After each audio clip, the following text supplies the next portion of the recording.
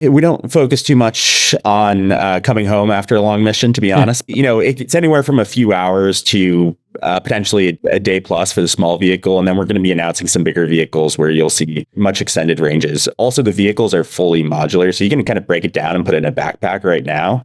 And the kind of benefit of that is you can add like an extended battery pack and stuff like that to get additional range. But wow. So the SEALs could have these in a backpack. They land in some gnarly area. They send this thing out. It gets them a bunch of data. Then it helps enhance the mission, or they could make something go boom. Yeah. Yeah, it's a possible use case, or you could be a researcher hiking to some remote lake and throw it in there and find Loch Ness Monster. Yeah. Yeah, exactly. Could be an incredible legacy for the company.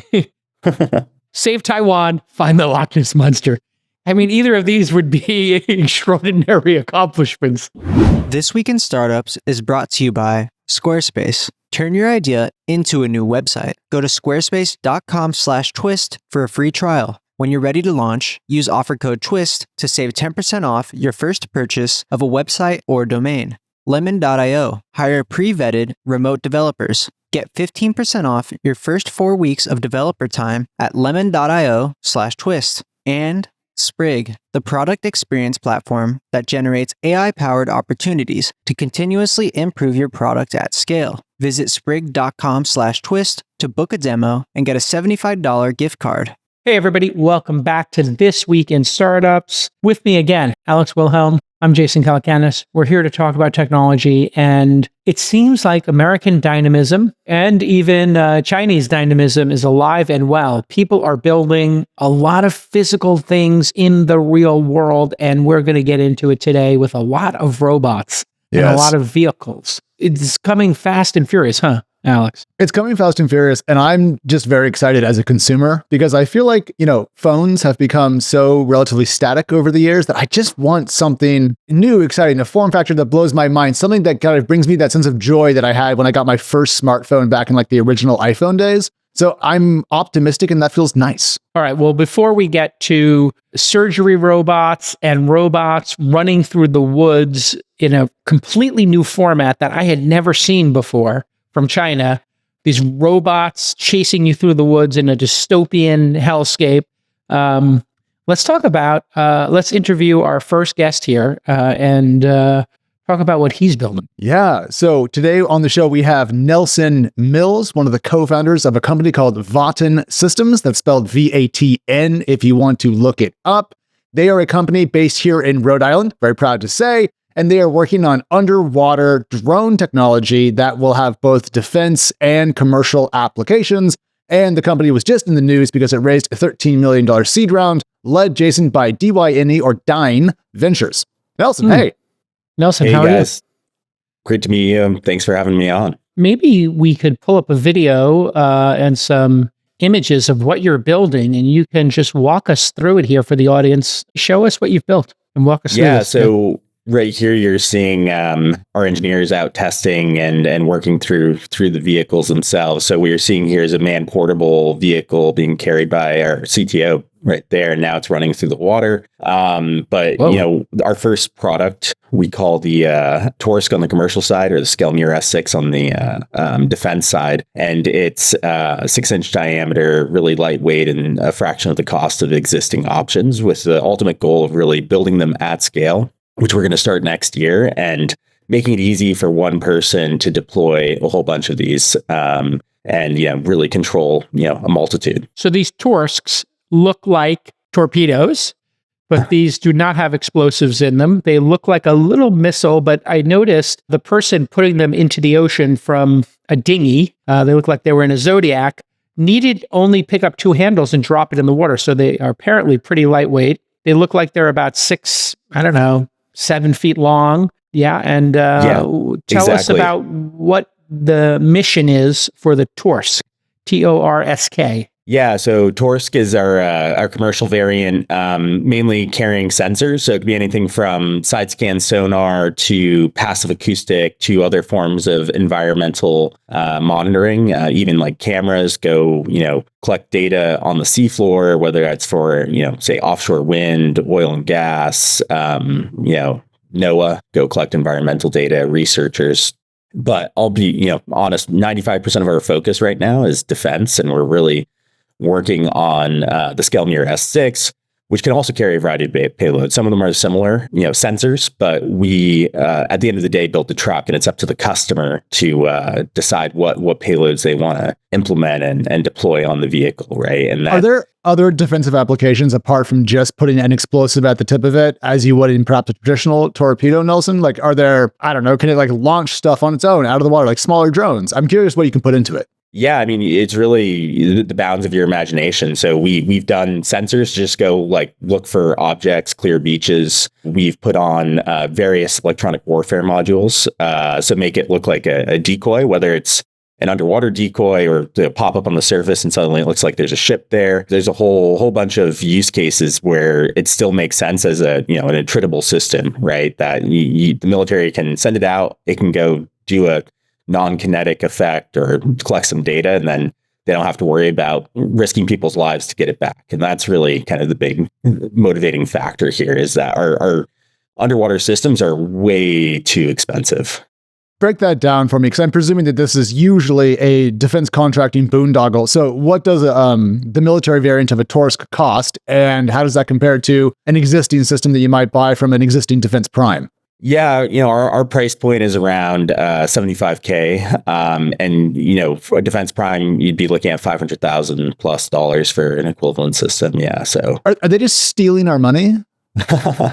I think there's just like a ton of inefficiency built into the system and their approach to it, and the kind of whole cost plus contracting methodology, right? And this is really what defense tech is about. It's like upending kind of that methodology. And then also like all those underwater systems, like the underwater drone market is 10, 15 years behind other drone markets. Right. And, they're all come out of research. It's like a researcher built one of these and now they're trying to build a few a month, but it's never been built for scale production. They haven't done the things necessary in order to get the cost down. And from day one, we're going to build thousands of these. And we're going to vertically integrate the key components that lets us significantly reduce our BOM in addition to just like the sheer quantity.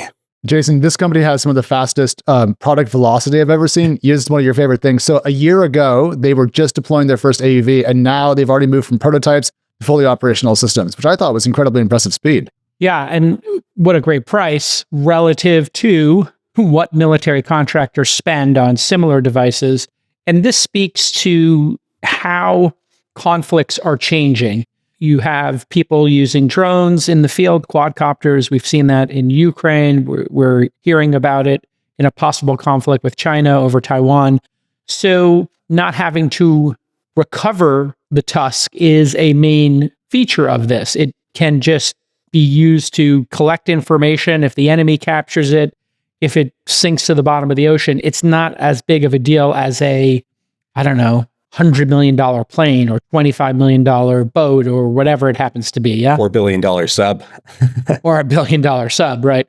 Yeah. And so these things could collect what a sub could collect. How deep can it go? What's the range like? How is it powered? Yeah, and I'll be upfront. It's not a direct equivalent for a sub, but what we're doing is focusing on the top 300 meters of the water and really producing effects and collecting data on littoral and kind of the top part of the ocean environment. There's a lot of people who go deep, and that's another way we really save money and differentiate ourselves. Yeah, that's kind of the primary focus there. And there's really, like a big opportunity. And if you control just underwater, you basically control the surface. And that's generally like our philosophy, giving the military the tools to spread kind of control or power underwater. And we really we're building something like 100 drones a year, maybe underwater drones a year in the US, right? Like in terms of actual total military drones. Oh yeah. Yeah, total. That's a pathetic number. That's like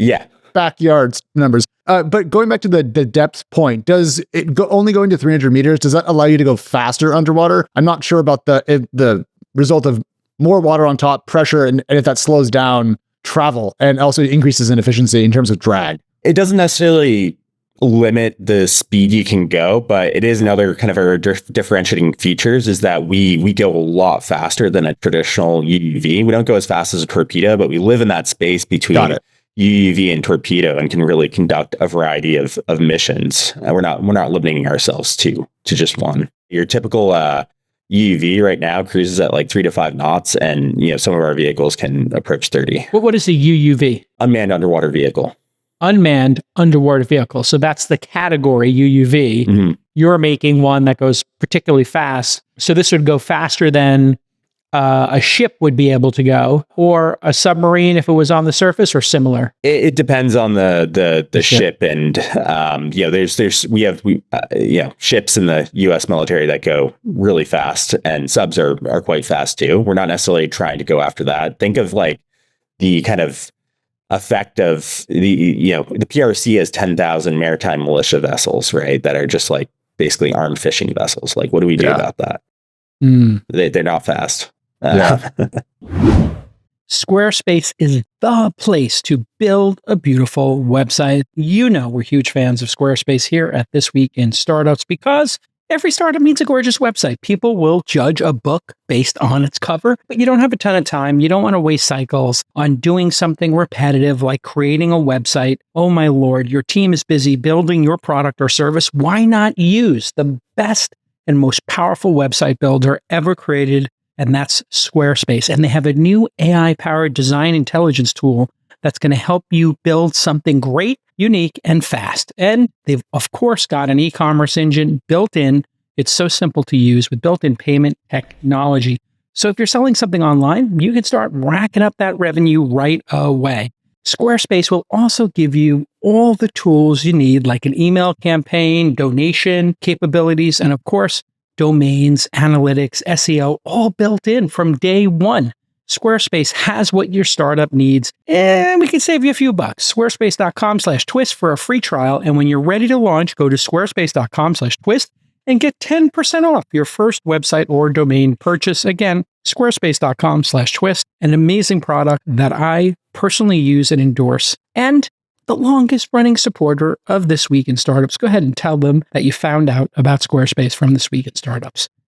Now that we're on the CCP and their Navy, they've been really increasing the size of their Navy. And I guess that's part of the premise of your company. So I was just curious if you could educate us, the audience as well, just on the state of the tonnage and the number of vessels and the type of vessels that China is investing in, because obviously they've got a pretty large southern coastline there. And that area is the South China Sea, I guess, is a big debated area where we think the next major theater of war could occur. So maybe just broad strokes, what are we dealing with?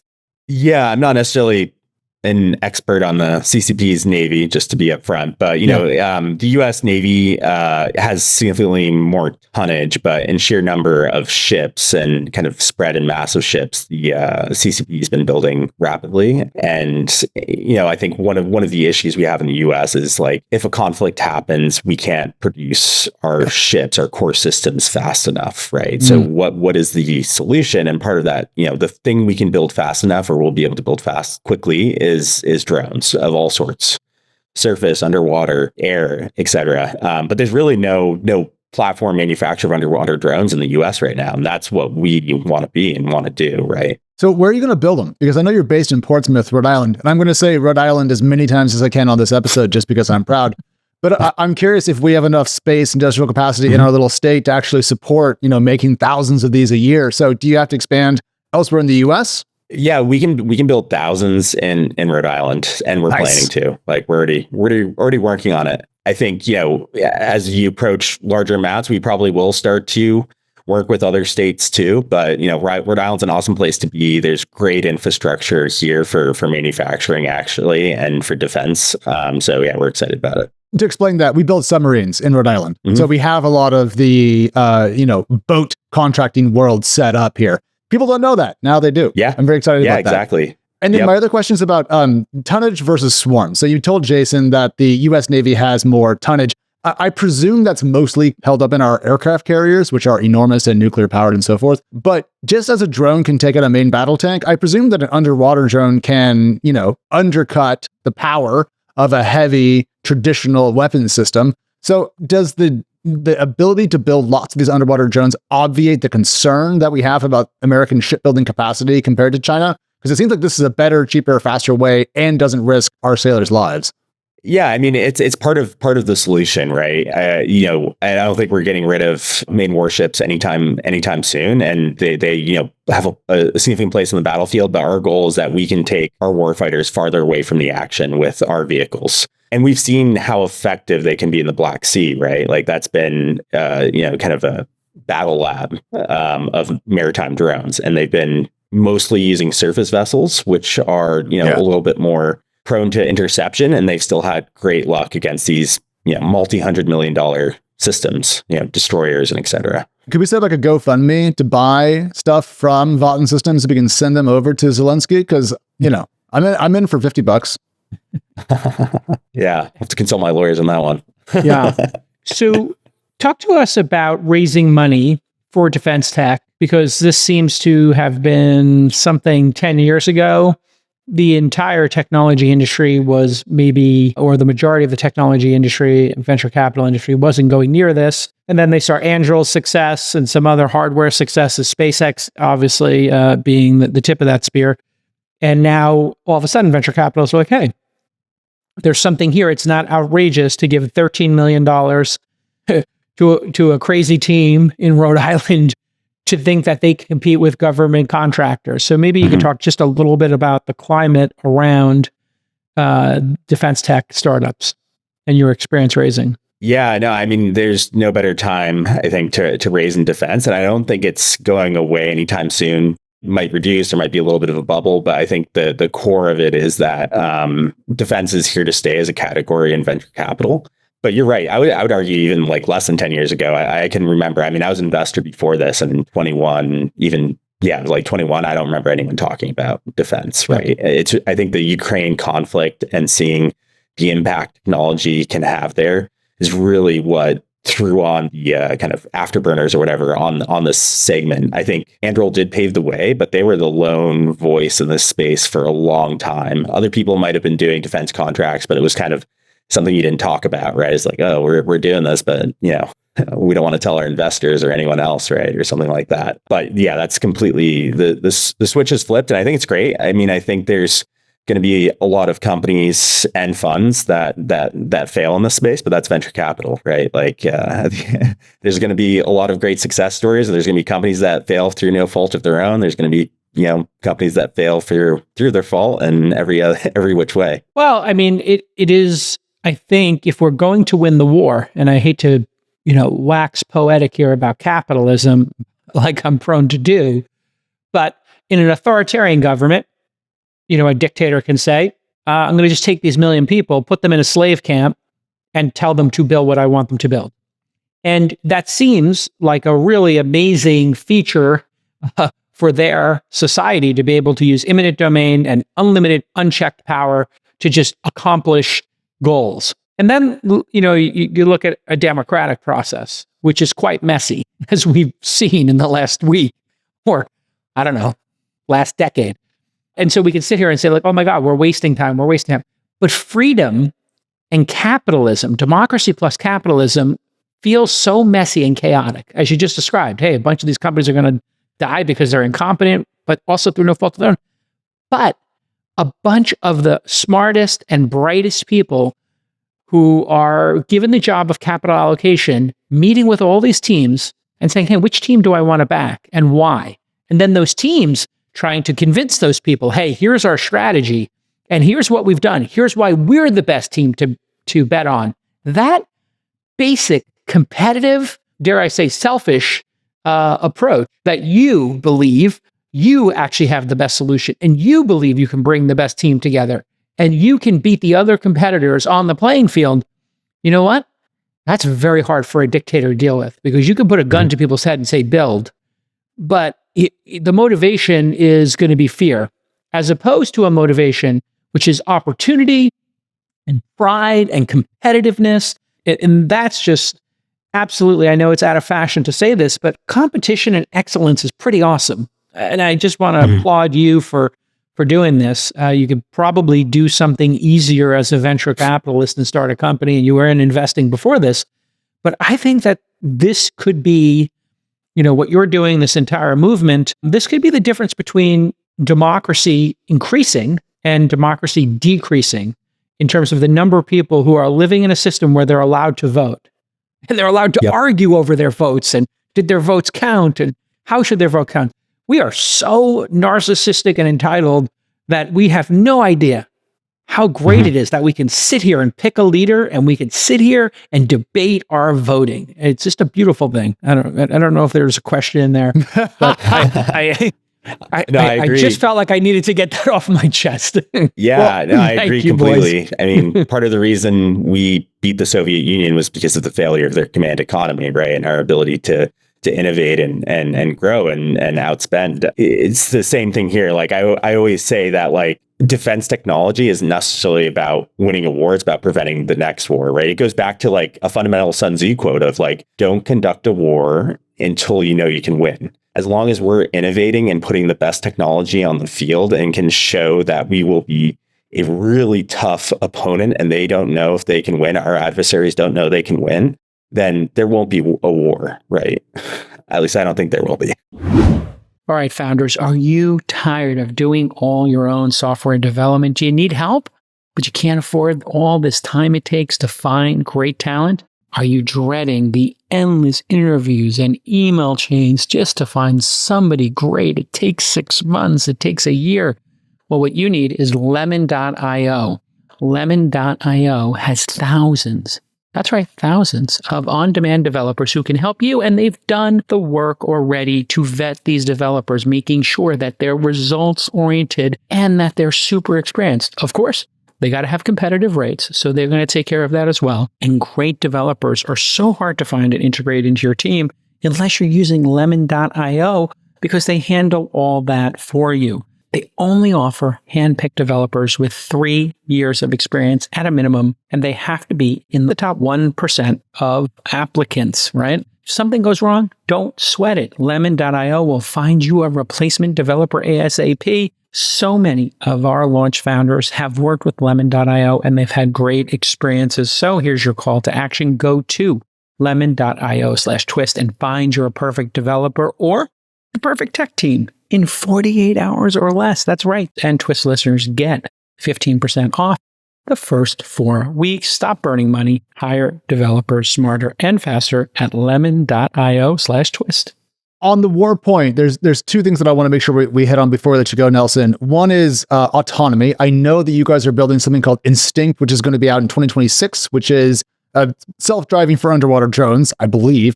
And then also, we're talking a lot these days about swarming technologies, usually in the air, but also now in the water. And I presume that autonomy underwater is going to be clutch to actually having these drone swarms in the seas? Mm-hmm. Yeah, so Instinct is actually just our inertial navigation system, and 2026 is its release as an independent product, but it'll be in our it'll be in our vehicles much sooner than that. Or I mean, it's already in our vehicles. But we do our full stack of our own autonomy and our own swarming software, right?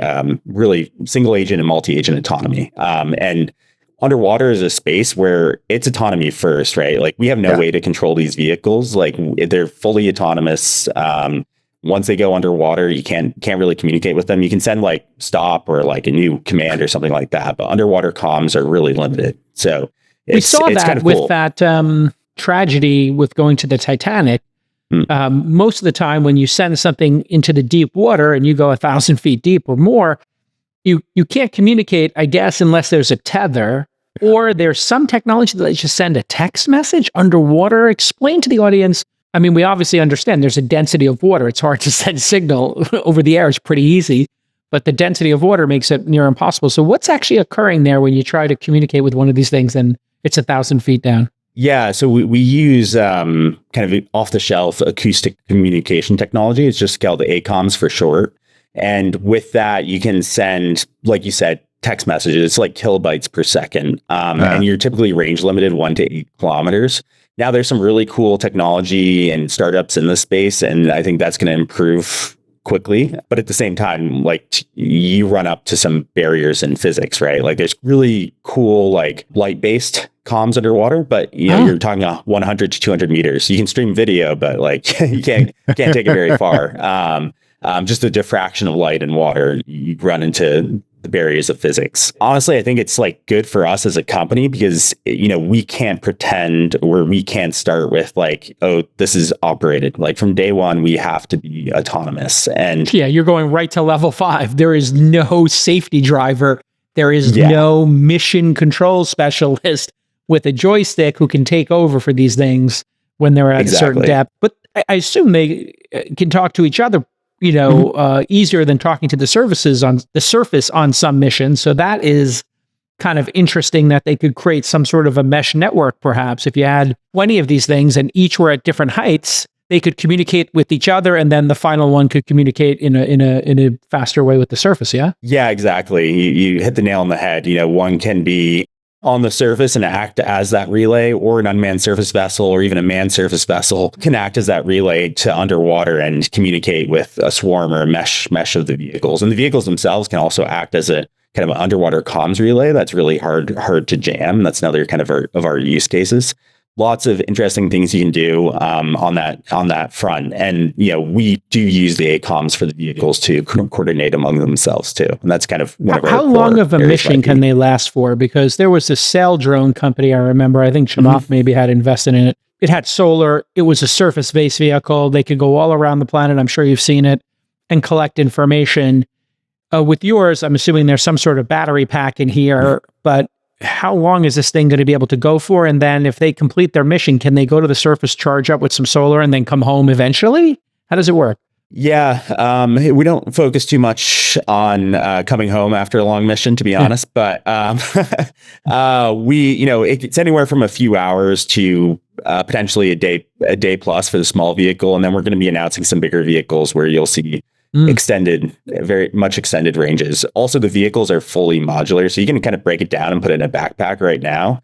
And the kind of benefit of that is you can add like an extended battery pack and stuff like that to get additional range. But wow, so the SEALs could have these in a backpack.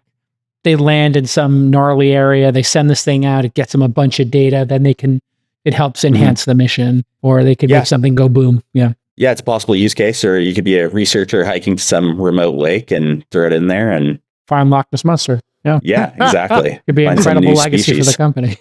All right, but save Taiwan, find the Loch Ness Monster. Exactly. I mean, either of these would be extraordinary accomplishments. Yeah. I want to do one more question, Nelson, before we let you go, because you just mentioned size, and I'm very curious, because what you're currently building is cool because you can carry it around. It looks like a torpedo, but how big will Gen 2 and Gen 3 be of what VATN builds? Because I'm curious if they get to like half sub size. Yeah, we're not going crazy big, but more will be released next year. You guys can have me back and I tell you all about it next year. When you debut it. Listen, continued success with this. It's super important. And I think just, as Americans, it's just a great feeling to know that there are teams who believe in protecting the country and protecting democracy. I know some people are, listen, we're all for peace, but peace through strength is, I think, what this is going to take. And we all know full well nukes, are one level of deterrent. But man, if we get into one of these serious conflicts, and we need to have a different type of equipment for the same theater, but it's going to be a very different movie, isn't it? Yeah, exactly. We've been living in Pax Americana since since World War II, and we need to keep that going. Yeah. Peace through strength, and we'll see you soon, Nelson. Thank you so much for coming on. Thank you for having me on. Yeah, continued success. Oh, and are you hiring right now? We are hiring a ton of people. What's the difficult position? Because we always do a good job of helping people find elite talent. Yeah, I mean, if you're an amazing inertial nav engineer, guidance navigation control engineer, come email me. Check out our website. There is somebody listening who knows somebody who works in guidance and who would love to live in the Northeast, Rhode Island, incredible place. Awesome. We have a great GNC team and looking to add some awesome folks to it. Awesome. We'll talk to you soon. Well done. Talk soon. All right. You want to build products that users love. And we all know product market fit is how you know you've built something special.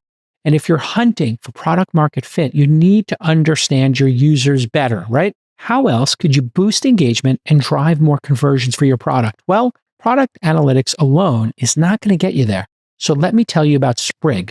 Sprig is a product experience platform that generates AI-powered opportunities to continuously improve your product at scale.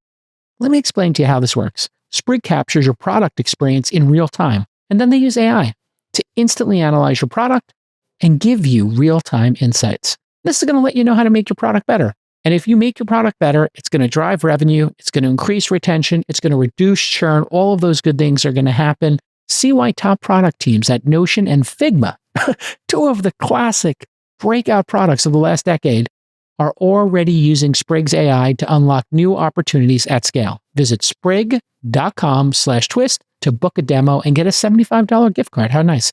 Sprig, sprig.com/twist. I just love this new format we're doing where we get these entrepreneurs on real quick, talk about what they're doing, and then get right to the news. This format of, interview, then getting into the news, we get to be super efficient for those of you who listen 3 times a week, 4 times a week. Yeah, it's funny though, because it always forces me to learn a lot. Well, we get these people on, prep them, go through the graphics, figure out the technology.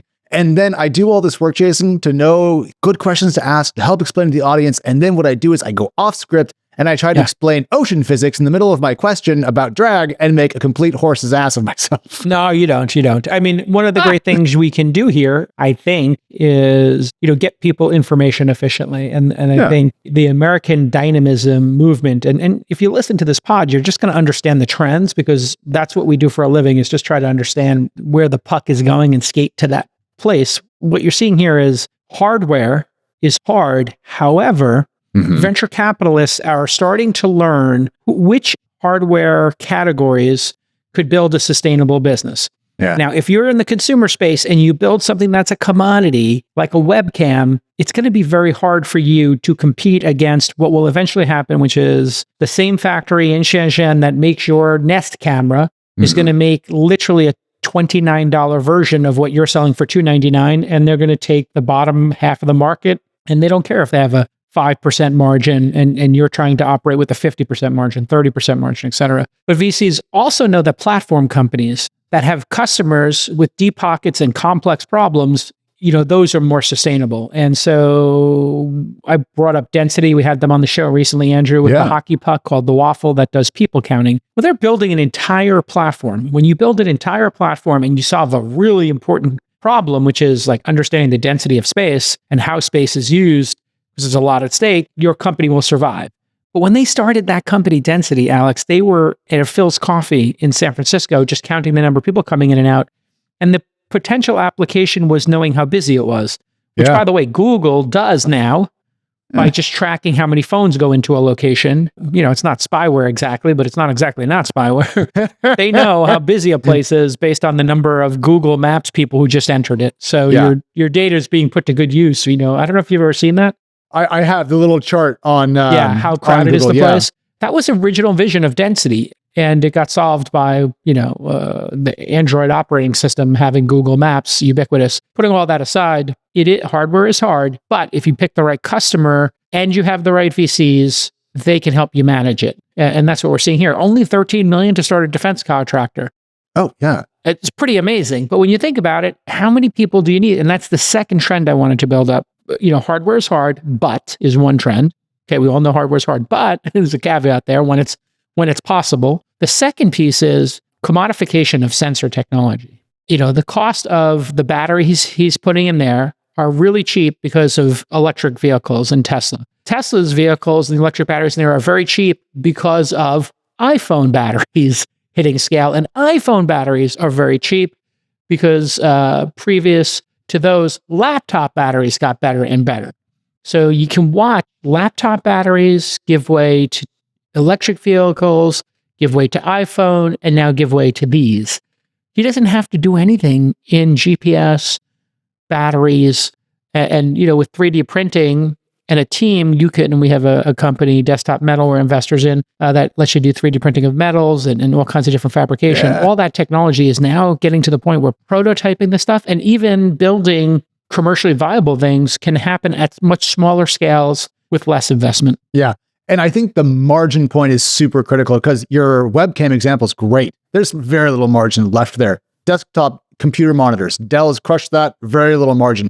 No point going after that.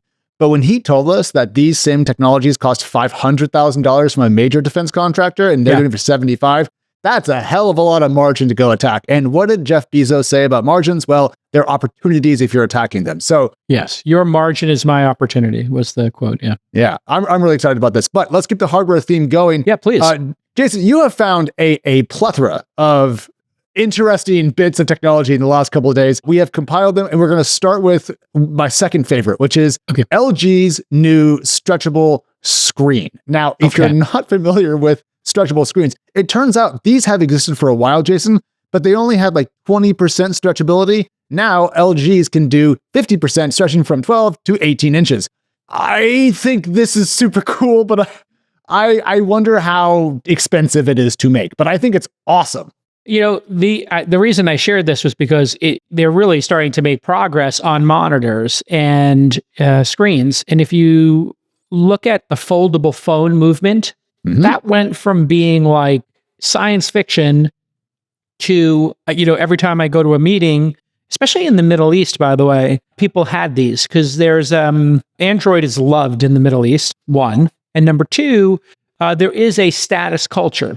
These are incredibly high-end consumers who love to buy the latest gadget. They're incredibly tech savvy. They're very plugged in. And I noticed so many people had I think it's Samsung, and then the Pixel had the ones that open up, but then also have like a third screen on the front. Yeah. I looked at that and I demurred when I saw the price. Like these were like $2,000. Yeah. That's a lot to, get like another screen that, whatever. Anyway, putting that aside, I think the foldable stuff is kind of gimmicky, but it's getting close to being interesting. What I like about this is I believe this is going to open up wearables in a major way. So whenever they show these, the thing I think that's going to really be interesting is when you have a jacket or a bangle, you know what a bangle is? Yeah. You ever heard of a bangle? Yeah, it's kind of like a thick bracelet. Yeah. Yeah. You know how you look at your watch, you get this little tiny screen. But imagine if your whole forearm give you information, or you held it. I'm holding my palm up now. And so you and I are in a conversation. I've got my hands in front of my face right now for those listening. And I'm looking down at my arms. You're going to have AirPods in to talk to you. You might have glasses on to interpret the world. And you might, on your jacket, why couldn't Apple make a jacket? They're really into fashion now, right? They made these very fashionable wristbands. They made a jacket that had an iOS screen where you could get your notifications and just swipe them back and forth. This is coming. And you know what? If you want to look it up, there's military applications for a long time. Discrete communication. Covert communication without breaking reality communication. And this is happening in AirPods right now. I told you the story of these AirPod 4s have a game-changing feature of all game-changing features. It says, notification from Alex from Slack, production room. Read it. And I go like this. And I nod. And when I'm on my hike around the ranch in the morning, when you post the docket for today, I nod and it gets read to me. Oh, this is fascinating. I don't have to take my phone out of my pocket and I'm getting informed and I'm still doing my hike. I think this will be the application for these is going to be really curving these onto either furniture or clothing. You could have like a lot of interesting applications are coming for this technology. I think also, it's ready too. Cars. People are going to wrap their car in these flexible screens, and they're going to be incredibly loud and annoying and not tasteful. And I'm excited about that because I love crass. We just put a flagpole on our house just because we wanted to. But why do I have to swap out my flags? Why can't I just have a flag made out of screen and then have it do whatever I want? So I'm very excited about this. LG is a South Korean company. If you want to look more into this, there's notes all over the web. Hard recommend. Jason, why don't we next talk about the robot you teased? Because I feel like we shouldn't leave people hanging. But there is a robot that is dog-shaped, but acts a little bit more like a quad you might drive around the ranch. This is super interesting. What we're seeing here is from Deep Robotics. They announced a new quadruped model. Quadruped. Oh, okay, there it is. Quadruped. Yeah. So there's a quadruped. What's interesting about this one is it's got wheels. it looks like the dog one that walks around that we've all seen a million times from Boston Dynamics. Other people have it. Yeah, but this one has the ability to stand upright and roll down steps. And literally, this thing can just fly down a mountain, on a trail with rocks that a mountain biker would need to have some dexterity to do. And I guess because of the way it's designed and the flexibility, it can go extremely fast and flip itself over upright. It can lower itself to get better aerodynamics, etc. And again, back to warfare, you can imagine, these things chasing a platoon and boom, game over. I think it's going to be like a staple in warfare. I don't know other use cases for this. If you can think of them, I would think search and rescue is going to change forever, because you could probably drop this from a helicopter. Now imagine somebody's lost in the woods or somebody's been injured, a plane. You could drop 10 of these things in 10 different ravines and just tell it, search. If you find a human, take a picture and send your GPS coordinates. And, finding people lost in a forest fire and sending firefighters out, that's over. You just send 10 of these things in. They're going to be able to search for 24 hours, 48 hours. And if you lose a couple to the fire, no big deal. And you lose a couple firefighters, that could be somebody's mom or dad or brother or sister. So I just think this has got some interesting missions. Again, when we talk about these technologies, I like to think about what's the mission. What I love about this is it's a combination of stuff we've seen. So you're right. It is essentially like the Boston Dynamics robot dog, but with wheeled feet, which makes it able to flip over and turn around, which makes it kind of emulate those old children's RC cars that had 4 big wheels and could flip over and didn't matter which side was pointed up.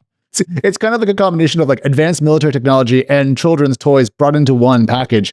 But Jason, these are just, back to the VATN example, mobile sensor platforms. Like basically whatever you want to do with them, they can go out and do it for you because they're not restricted by height, gaps. If they run into a log, they can just go over it. No need to even worry about balance. I think it's really awesome. And if you're curious about Deep Robotics, I did a little research. They are based in Hangzhou, and they're actually called something else in Chinese, but they go by Deep Robotics on the English web. And I don't know how much they've raised, but they did just close a B+ round, Series B+, which I think translates to a Series B extension. But mostly the information on them is in Chinese. But I hope after this viral moment, we do learn more about the company, because certainly I hadn't heard of them. And now that I've seen them, I want to know a lot more. I love it. Yeah, it's pretty cool stuff coming out of China. And interestingly, it dovetails with our guest, Nelson, earlier, that how war occurs is going to be how many of these swarms can you build? Not just how many of the units, but like if a swarm equals 100 of these, how many hundreds can you build? And that's the new tonnage, is the number of swarms. And if you could swarm, can you imagine 10,000 of these things landing on the beaches in Taiwan? I mean, this would be crazy. And I was looking up, famous battles, right? And you start thinking about landing on the beach in Normandy, or some of the other Pacific battles that were notable with the Japanese. These things would have changed everything about those. And so I don't know what you think, but does this mean less humans die? And we just send our robots to fight each other? You're a fan of this science fiction. What did science fiction people think? I hate to put you on the spot. I know you got a lot of knowledge in the space, and I'm filibustering to give you a little time. But do more or less people die when we build these swarms and robots? Well, you're essentially asking, will more civilians die? Because if we replace individual soldiers with robots, yes, that will limit, in theory, combatant deaths. But if we have a robot swarm versus robot swarm battle in the middle of a town, civilians are going to get shot to pieces. So I think, yes, in terms of limiting military casualties, people in the Army, the Navy, the Marines, etc. But I don't know if this would actually limit overall loss of life. On the science fiction point, 2 things come to mind. One is the Asimov world of robotics and the rules thereof. He wrote famously the 3 rules of robotics. None of that applies here, because that is all about how robots cannot harm humans. Whereas here, I feel like we're talking about how robots will be able to impact human conflict. So I don't think that applies. The other thing that comes to mind is The Forever War, which is by, I had to look this up, Joe Haldeman, which describes how humans will handle not just future conflicts, but also future interstellar conflicts. And the lesson from that book at least as far as that author put it together, was that humans would remain pretty central to human warfare. So I'm sure there's other examples in the science fiction universe, Jason. Those are the two that came to mind first. But I think it's still an improvement to have robots killing robots with some civilian casualties than to have humans killing humans with some civilian casualties. I know that sounds a little macabre, Game, right? But I hate to give any spoilers here if you were going to read Ender's Game, but isn't the concept of Ender's Game is a bunch of video game playing kids are playing a video game that actually mimics a real world space battle, and they're doing it remotely? Yes. So the end of that book is Ender Wiggin, the protagonist, going through a series of what he thinks are simulations that are tests of his, not leadership abilities, but tactical prowess.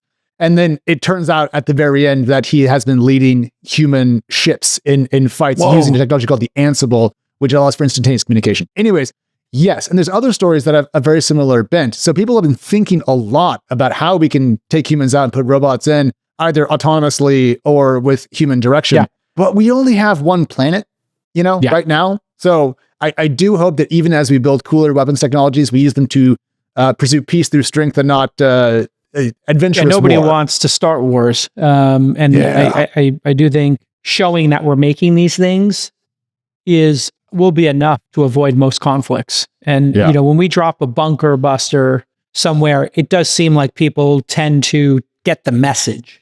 And I think that's a part of this, right? Now, and I'm not a warmonger, but if somebody invades another country and you drop a big piece of ammunition, they tend to pay attention. And if I could tell you, man, these terrorists must be, after what we've seen in the Middle East of late, with the pagers blowing up, I don't know that I want to join a terrorist organization if they can get to me so easily, right? Yeah. Well, also, I was blown away by that story for the cybersecurity element, the long-term planning. But also, I was just blinking. I'm like, pagers? Is this 1984? Like that? Like the choice of technology that they had picked, they must have picked it because it was low tech, right? I think they picked it probably because they went on a website. Literally, I think they went on like Alibaba and looked for a private paging network that they could leverage, thinking they were smart. And I think the backstory here was they knew they were buying pager technology from somewhere, and they either intercepted it at the order in China and infiltrated that company, or they infiltrated it en route, i.e., maybe those came in a container ship to a port, and they figured out a way to unbox them, put the ammunition in them, seal them, rebox them, and have them delivered, which is like an interesting message. If you want to know how hacking occurs, 3-letter agencies pretty good at intercepting your iPhone order, and then your iPhone comes to your house and you unpack it. Unknowingly, it had already been unpacked and repacked with a chip in it that is taking pictures of your screen, independent of the OS operation. They could put that in there to literally take pictures of your screen, pack it up, and through a separate radio that's been put into your phone, send screenshots of your phone.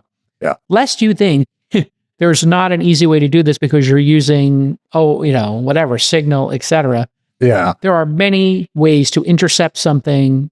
You could put into the average keyboard a keyboard logger. Sure. You think you're unhackable, and like literally every keystroke is being sent to somebody. So the way this was explained to me back in the days of Snowden, the NSA leaks, and when we learned quite a lot about our domestic capabilities in digital surveillance, was you can try to keep yourself secure, and you, the individual, can do a pretty good job if you're smart. Strong passwords, password managers, VPNs, the standard array of things. But the other thing I was told was if a sophisticated nation state wants to surveil you, wants to hack you, you're pretty much screwed. Anyways, surgery robots, you found an awesome clip from Johns Hopkins University that shows off robots that have watched other surgical robots perform tasks and can then mimic them with pretty insane precision. And I have to say, I went into this little segment thinking that I was going to hate this and not want it. But after actually watching, I think I'm going to be fine getting robot surgery in 10 years. Yeah, what's really interesting about this is these robots were trained not to pick up the needle. They watched just 100 hours of footage of people doing surgery. And so for people watching, don't worry, this is a piece of chicken that they're doing surgery on, or it's a fake piece of plastic that they learned to do surgery on. And what you're seeing here, pause it right there if you don't mind. And what you're seeing is they're tying a knot in surgery, right? And so they're using pork loin here.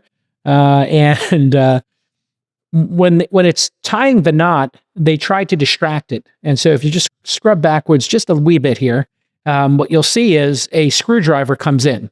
And this is tying the knot, and it knows to tie the knot based on having watched movies before of surgeons working. It did not ever see a screw come into place, nor did it know a procedure for dropping a needle. In other words, somebody did not write code.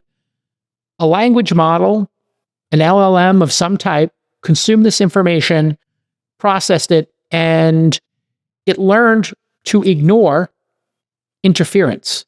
It also learned, when you're looking at this, again, don't worry, this is not human flesh. It doesn't look better than it's chicken, man. It still looks a little... And if you scrub backwards, there's another scene here where it shows side by side 2 different cuts of meat. There it is. And like one's chicken, one's pork loin. The chicken is got a bunch of marbled fat on it. The other side is pretty lean, the pork, the cut of it. I'm getting hungry now. Yeah. And what's interesting about this is, again, it was never trained on how to do different cuts of meat and different views. It just figured that out. And so we will have a surgeon, a robotic surgeon, right? And this robotics has been going on for decades where they can do very tiny things with robotics. Now it's going to be whoever the greatest surgeon is in the world will become studied along with the other 20 great ones in each field. And there's going to be one surgery robot that they'll make 10,000 of and send to 10,000 cities, and every city will have the greatest surgeon. You used to have to go to a specific city to get surgery, and now it's going to be one amazing pilot flying all the planes in the world, one perfect surgeon doing all the surgeries in the world, and one perfect driver driving all the cabs in the world. All of those professions will be replaced 100% with AI. And if you're not paying attention, it's happening a little faster than people think. Yeah. The other place I think this fits in really well is places you don't have surgeons. Like if you're on like a container ship, right, for across the Atlantic journey, that takes time. Can you get a helicopter to come get you if you have a problem? Probably not. What if you have an appendicitis? Well, wouldn't it be great to have an onboard surgeon that knew how to do the top, I don't know, Jason, 150 procedures? Like, I don't think they're going to be doing the most, complicated stuff to start, but if you could do even just the big things that come up in commercial industrial settings, that's huge and lower cost. That means you can take them around the world, bring them to markets where doctors only come in for like visits to do work and so forth. So it democratizes care, makes people more safe, seems to be kind of awesome, and also has made me a little bit less interested in eating the chicken breast for at least 3 or 4 days because that was kind of gross. What you bring up back to science fiction is literally my favorite sci-fi film. Ooh. I don't know if you knew this, but I think my favorite science film, after Blade Runner, in Prometheus, one of the... yeah, such a good film, isn't it? I like it. What I love about Prometheus is, it sort of explains where the engineers came from and what their motivation were. Mm-hmm. In Prometheus, there's a scene, to exactly your point, when they're going halfway across the universe, she's pregnant. Spoiler alert, not a baby. It's not a traditional baby. And she gets into a biopod. You can see her programming the pod. So she's got something growing inside of her, and she gets in there and does a manual procedure, and she's talking to the computer.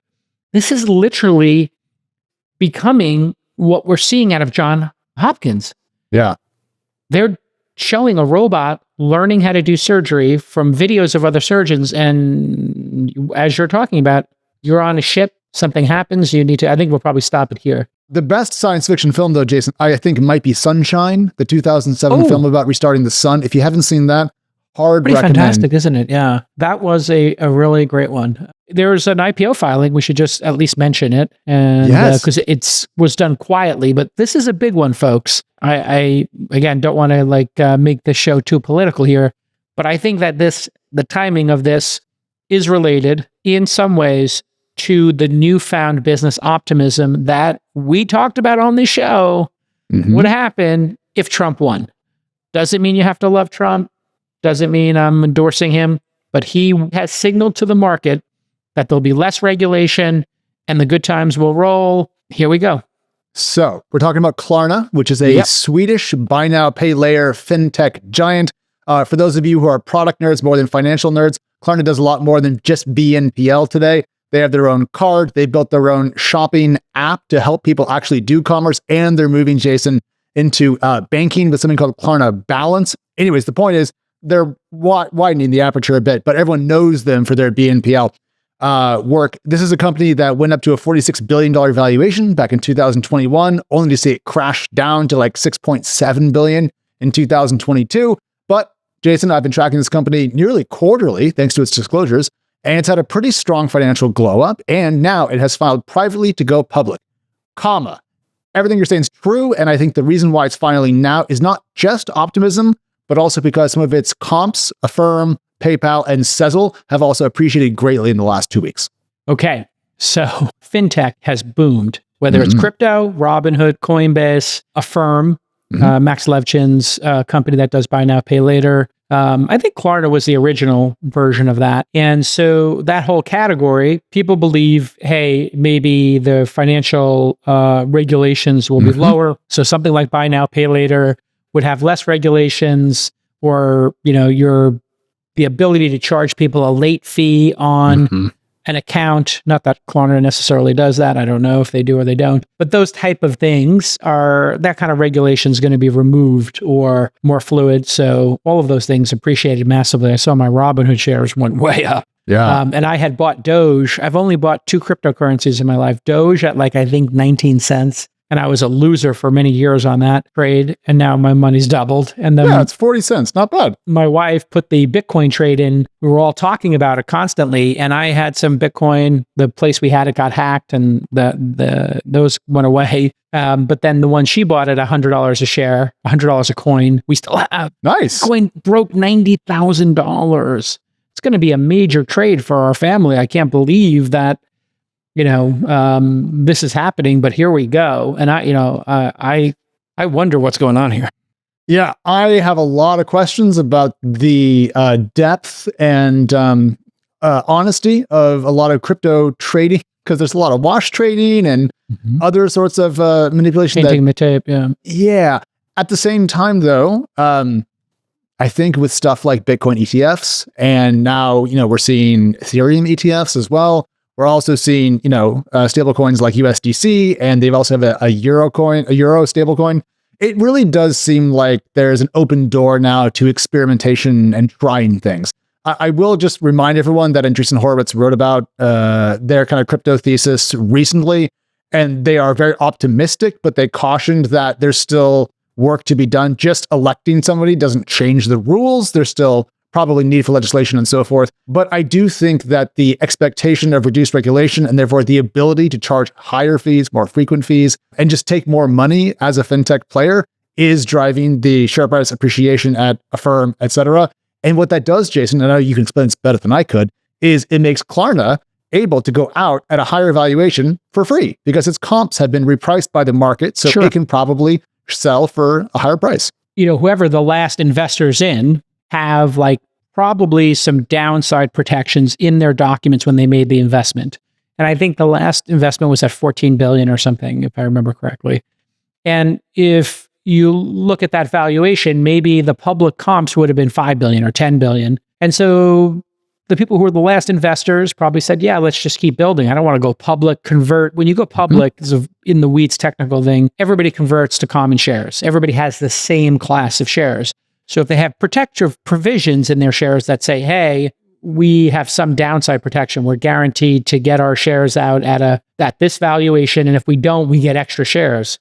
That creates an untenable situation, because let's say they bought, 5% of the company. Okay, they put 750 million in at a $15 million valuation. They own 5% of the company. When it goes public, they need to have, depending, I don't know if this is the case here, but it wouldn't be uncommon for them to say, when we go public, we have to have 5% of the shares at a minimum. Or if they had a liquidation preference, maybe they have to have double that, 10%. Ooh. Well, if the company goes public at 5 billion, because that's the comps of the other companies, and they have to have 10% of that, now you've got a little bit of an issue, right? Because they paid 750, but how much do they have to own in order to have $750,000? They've got to own more than 10%. They've got to own 15%, right? Yep. So It's just, which would be dilutive to the other shareholders. So now you've got the standoff. And that's one of the things that's being worked out now as the market comes up or people get tired of being stuck in an investment. Maybe they say they're willing to come to the table and negotiate that down to get their liquidity. Can I tell you though, why I want to be full throttle optimistic about this, but I'm actually a little bit concerned. And, and not talking about Klarna, because I've been tracking Klarna for a long time. And honestly, I think they've done a great job cutting their losses, reducing their operating expenses, getting to break-even profitability, and reigniting growth. Shout out to them. It's been a really good job, and I want to give them points for it. But my concern is that it took a market that was already, compared to historical norms, expensive, an election of a business-friendly candidate, at least in theory, and then an appreciation from that point to get Klarna out the door and filed. And that means that the number of things that have to line up to get the public markets rich enough to get some of these unicorns out are kind of rarefied. And what happens if things go down by 10%? Does that mean no IPOs next year? Jason, I'd cry. I think it's just the overpriced ones that raised at sky-high ZERP valuations that'll be stuck in this indigestion, and they'll be stuck in customs, basically, as they try to get through and get their passport stamped. The other thing I'll note is who were the group, riddle me this, who were the group of people who showed up in this election in a way that hadn't previously shown up? Young men? Young men. Okay. What do young men like to do? Vodka. Yes. And they actually don't drink as much as they used to. They like gambling on crypto. Oh, yes. And they like DraftKings. If young men showed up and young men own crypto and were in this afterglow, I think there's a bit of euphoria going on right now, perhaps even mania. And people are buying Doge, they're buying Bitcoin, they're buying Robinhood. I wonder if what we're seeing is the young man trade. The YMCA. Young man, you don't need to be down. Young man, your crypto's up off the ground. Okay, so DraftKings has appreciated from pretty much $36 a share to 42, but it's still down on a 6-month basis. It's up what is 19%. It on like a month basis? Because it kind of became clear Trump was going to win about a month ago. 11% in the last 1 month of trading. Okay, so that one hasn't appreciated. In the last month, how much has Bitcoin appreciated and how much has Robinhood appreciated? Those would be other ones to look at. And so literally 30 days ago. Let's do Monday, November 4th. Robinhood was $24 a share. Today, it's $33 a share. That's relatively sharp gains. Bitcoin, I have a 7-day number right in front of me. It's up 24% in the last 7 days. It's probably up a little bit more over 30 days, but a lot of appreciation. There's a flip side to this, though. There was a really interesting article about, I think it was like sports betting in Brazil that you can now do on a mobile basis. And there's a lot of people who are loan sharking people to lend them more money to keep gambling. And they're paying like 400% on those loans. Anyways, the gist is, yes, people love this stuff, but it does remind me a little bit of the 2021 mania. Remember when StockX, the shoe reselling company, was like opening more and more facilities? Everyone was into collectibles. And NFTs, right? What was the big NFT company that became worth like $10 billion immediately? Bored Ape Yacht Club, and that was part of Yuga Labs. Yuga Labs became huge, and then there was a website for trading them, a marketplace for trading them that also got picked up on this. OpenSea, right. So all of those were like going to be like tops trading cards, plus. And the bottom fell out, I think, in that market big time. That would be when mania is fully returned. If the price of Bored Apes or those pixelated... I think CryptoPunks, the original... Oh, CryptoPunks, yes, crypto. Thank you, you know all this stuff. That's why you're here. CryptoPunks and the Bored Ape Yacht Club, man, just shows you like we lived through a literal tulip mania. That mania was so sharp and so amazing, and people really thought that it had tons of staying power. I think that the current mania has more legs. I think sports betting will have a longer lifespan than the NFT realm. So I don't know if it gets up to the same heights. Why do you think that? Oh, because people have been betting on sports since the Roman days.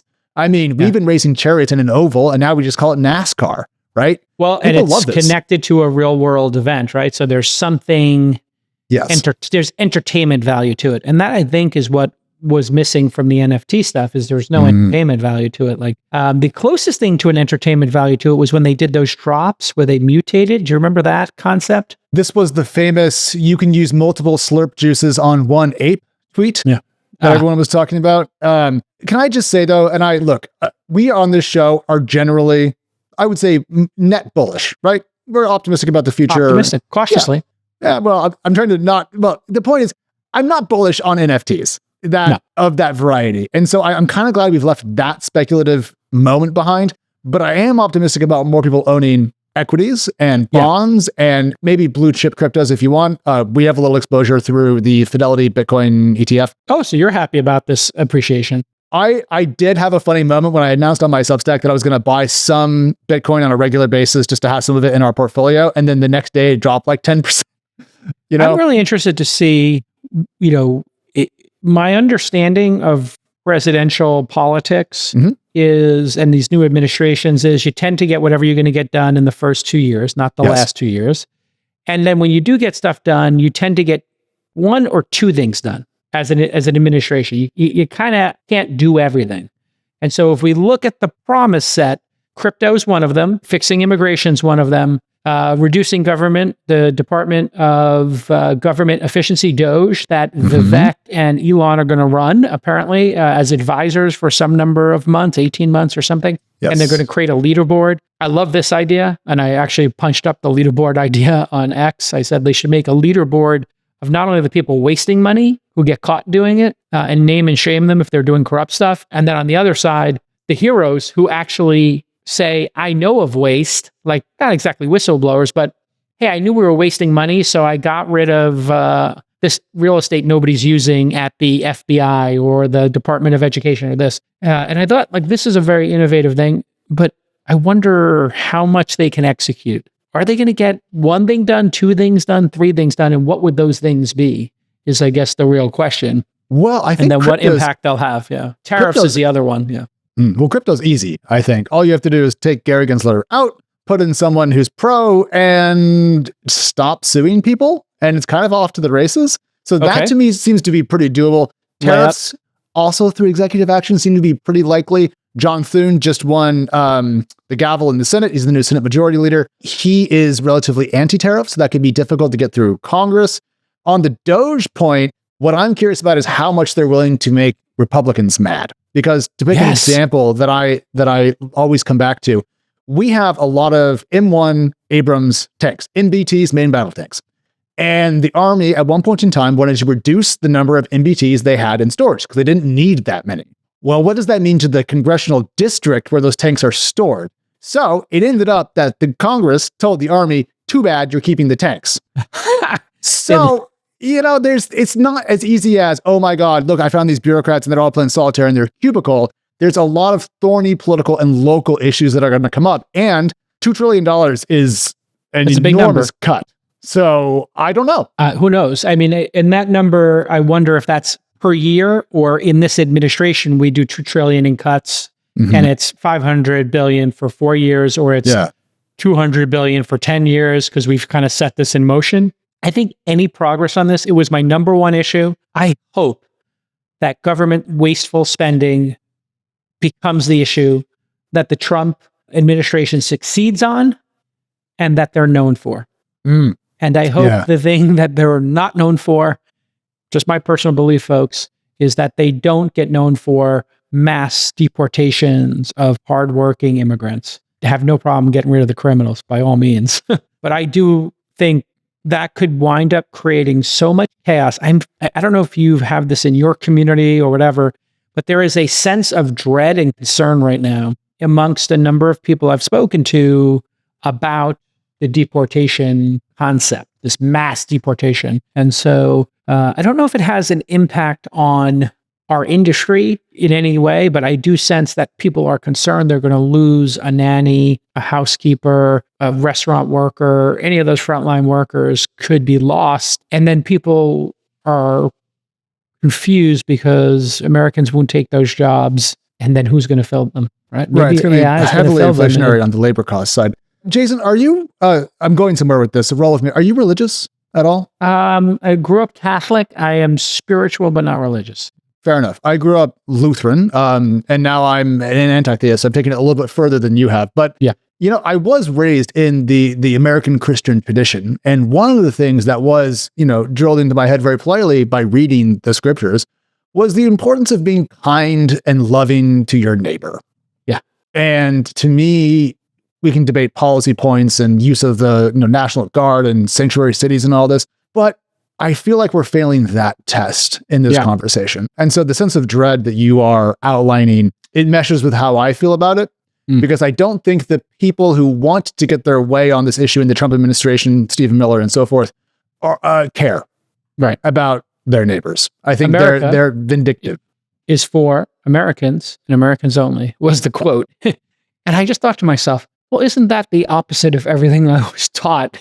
America's for immigrants to come and make a new life for themselves if they work hard. And so...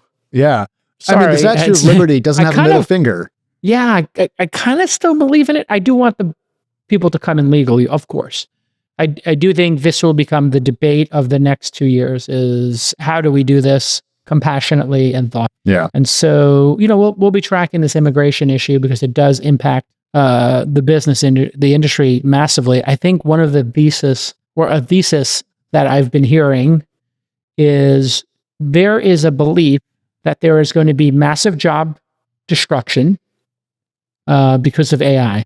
And that we are suddenly going to go from this 4% unemployment to 14% because of AI. And I just described it with surgeons, so I can't be two-faced on this issue. I just said there's going to be like a lot of surgeries being done by robots and a lot of self-driving cars and a lot of pilots that are autonomous. Now that could be occurring 5% of the work a year for 20 years. Who knows? And then there's going to be more consumption. So who knows how it nets out? But I don't know what you think of that theory, that people want to export 15 million people because they want American companies to be forced to raise wages, ostensibly a good thing, in order to fill those positions with Americans who are about to lose their jobs as truck drivers, as cab drivers, as cashiers, as perhaps even knowledge workers, or even professions like a surgeon.